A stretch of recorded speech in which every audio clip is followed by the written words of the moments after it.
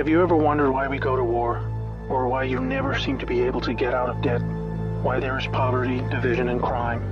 What if I told you there was a reason for it all? What if I told you it was done on purpose? What if I told you that those who were corrupting the world, poisoning our food, and igniting conflict were themselves about to be permanently eradicated from the earth? You might think that an idealistic fantasy. Well, let me tell you a story. We acknowledge there are criminals, of course. They rob your house, they steal your phone. They can murder you too if they think they can get away with it. We have all experienced criminals in one way or another. Criminals, as we know, are those who choose personal gain over the rights of others and have no regard for the law. But here is where you need to expand your thinking. Criminals can also succeed in business and politics and can be elected as our leaders. If a criminal became the president, imagine what they could achieve.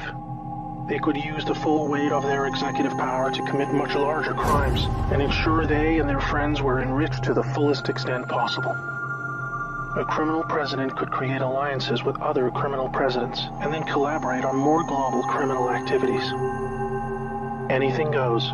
Drug running, human trafficking, whatever makes the big bucks. The 20th century was turbulent with war, economic disaster, famines, and displacement. We have always accepted these things as just human nature, and simply the way the world works. Something inevitable, and due to the weaknesses of human nature that drive us to these actions. This is where we were all tragically wrong. You are not a criminal. I'm not a criminal. So how can we just assume that it is human nature that is driving all this pain and misery? What if it wasn't human nature at all, and as a result of something more deliberate? We were taught that capitalism was the cause of a massive rich-poor divide and the reason for poverty, which in turn is the reason for war, crime, and starvation. Others were taught that communism, the system of equal wealth across all people, was really to blame for the mess. But you see, folks, it is none of these things. It is not our nature to fight and be racist. It is not in our nature to rob from others. What you must learn is that it was the criminals all along. Yes, they got power. More power than a criminal should ever have.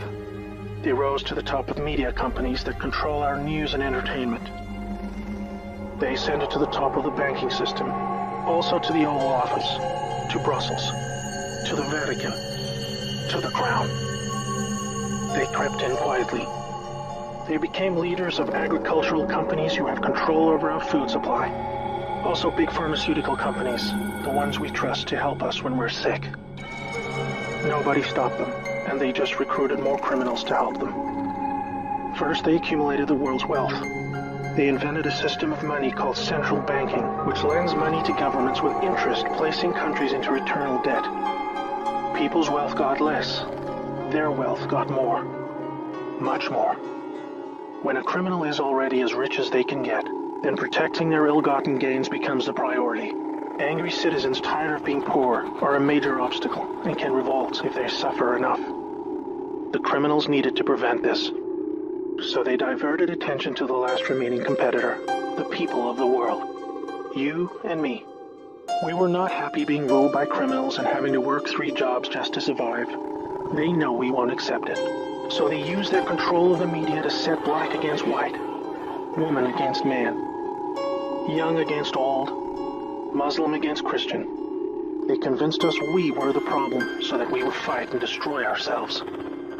To get it done faster, they attacked all aspects of humanity that make us strong. Like family, using their influence over culture, they popularized lifestyle choices that led to a surge in broken homes, lost youth, and substance abuse. I could talk all day about how else they deliberately weakened us, and it would turn your stomach. We were just trying to get on with living.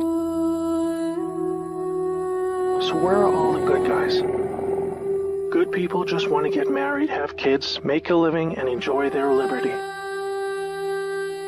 Well, there were good guys. Many. One became the President of the United States in January 1961. He knew about these criminals and wanted them gone. He knew their intentions for us all, and he wanted to fight them. Sadly, he had no idea how powerful they had become. Reagan also had good intentions for the American people. He knew this criminal mafia controlled almost everything by this stage, including the powerful rogue intelligence agencies. His economic policies were promising, but the criminals needed a weak America to hold on to their power. Reagan was shown with a bullet that a growing U.S. economy and prosperous citizens were not what the criminals wanted. It was looking pretty grim for good people. Every time someone wanted to stand up and do the right thing, they got stopped. Were we ever to be freed? These criminals are also known as the Deep State, or Cabal, because of how they control things behind the scenes. Every president after Reagan was one of these Deep State criminals, and their empire got even stronger. With each bad president came new depths America and the world would sink. The world collapsed into darkness. Do you need me to tell you how?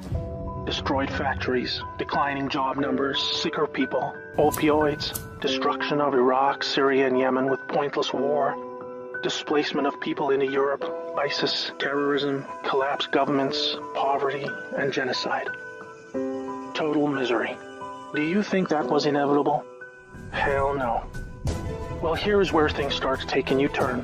When the full picture comes to be known, it will forever be regarded as the greatest story ever told. Well, here is the top line. Some good people still held positions of power. They valued humanity and the rule of law. While the criminals discussed their game plan at the annual Bilderberg meetings, the good guys were making plans of their own. The information age was coming to change history forever. As the internet flooded into every home and appliances became smarter, and when people started carrying tracking devices, an opportunity to put an end to criminal control over the world was emerging. We became connected, trackable, and surveilled. But so did they. They became dependent, just like we did, on email, SMS, instant communication. It made crime much easier, but it also put them on a grid that, if accessed by the right people, would expose their crimes to the public and end their iron grip on us once and for all. In this new age of information, it was thought that the military should also have its own intelligence agency to focus on cybercrime and espionage. They called this the NSA, the National Security Agency. Here we had every phone call, email, and text from every device stored and archived. Whether it be someone making a doctor's appointment, or the Deep State setting up a massive heroin purchase from the Taliban. In the right hands, it would be enough information to expose the entire sinister criminal plot to rob us blind and wipe us out. Hold that thought. Now I need to explain the plan. The good guys were devising a plan to reclaim the world from the cabal and return it to the people. It would involve alliances with multiple countries, since the criminals had global rat lines, trade, and other infrastructure in place that would need their cooperation. It came down to two choices for America. Launch a military coup to seize the government from whichever cabal puppet was in the White House at the time. Or win legitimately, take control of the NSA, expose the criminals for what they are, and arrest them all. Obviously, the first option would be very troubling for the public. With people still preoccupied with cabal-engineered social issues, they would likely revolt and hurt themselves and others. No, it would have to be the latter.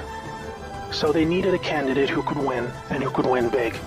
Many states like California had been so heavily inundated by criminals that even the voting machines were electronically set up to swing votes any which way.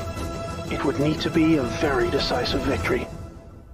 Good patriots in the U.S. military and their global partners asked Trump to run for president so they could take back control of America legitimately without alarming the public. Trump was a good choice, obviously, because he overcame the voter fraud and won. But he was a patriot, and he was loved and admired by the public. He was not interested in joining the cabal, because they hated America and he did not agree with them on that point. As soon as he showed interest in taking power, they activated their media assets to viciously turn on him. That's when we saw the sudden hatred emerge. Even when he won, the cabal still had no idea what he was a part of, and the sophisticated plan that was about to unfold against them. Shocked at their loss, they mobilized their full arsenal of intelligence, media, money, and technology to try and take back power. Their people at the top of the DOJ and FBI then put together a plan to frame Trump and have him impeached. This is where we come back to the NSA again. all messages were stored and could be used to expose this plot and prevent Trump's overthrow. An entire book will be written about the first 2 years of Trump's presidency: false flag terror attacks, downed planes, missile alerts, assassination attempts. Here is the point. The world is currently experiencing a dramatic covert war of biblical proportions. Literally the fight for Earth, between the forces of good and evil. I can't put it in simpler terms, but I can say it appears the good guys are winning. The cabal had complete control over North Korea. They hijacked the Kim dynasty, took them hostage, and worked to build up a nuclear arsenal to threaten the world. Kim Jong-un suddenly embracing peace was simply because the deep state were beaten and driven out. ISIS was also destroyed in the year following Trump's win. We are all starting to see the pattern now, that enough time has passed, that our biggest global concerns are starting to recede, and peace is returning. It is all evidence that the good guys are winning the war. But we're still in the middle. While a lot is improving, it still puzzles many that most of these known criminals are still free, especially the higher-ups like Hillary Clinton, the Bushes, and Obama. That is coming in the next chapter of the story. That's why we have Q. The good guys with control over the NSA began the Q intelligence dissemination program to invoke an online grassroots movement that came to be called the Great Awakening. It started on underground internet channels and then moved to the mainstream. Q has been a fun distraction for those who follow world events and desire truth, but it is about to begin a much more important and necessary phase: keeping the public informed when the deep state war breaks out onto the surface. By this, I mean high-profile arrests. Yes, folks, the criminals I'm referring to are famous politicians, actors, singers, CEOs, and celebrities. People who have earned our trust, respect, and admiration. They have done very bad things that are all fully known and documented, and they will be severely punished. Those of us who have followed Q since the beginning will be here to help you make sense of the coming events. We are among the first to realize that our petty partisan divisions are just trivial distractions, and we are all enslaved by a hidden enemy. We realize that the problem was never capitalism or socialism, Democrat or Republican, black or white, Muslim or Christian. We know it was just very powerful criminals who had too much power.